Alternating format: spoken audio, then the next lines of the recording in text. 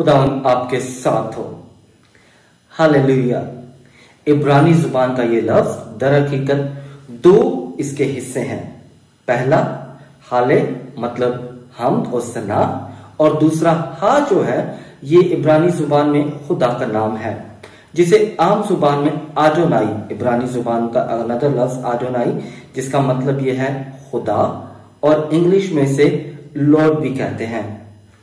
इसका जो तर्जुमा किया जाता है हालेलुया का, इसका मतलब है कि खुदावन की हमद व सताइश, जिसका जिक्र जो है ये हमें मुकाशवा की अक़दस किताब, फिर मज़ामीर की किताब और इसके अलावा बाइबल के कई एक दूसरी किताबों में मिलता है। हालेलुया। दर हकीकत यीशु मुर्दों में से जी उठा है और यही हमारा नारा है।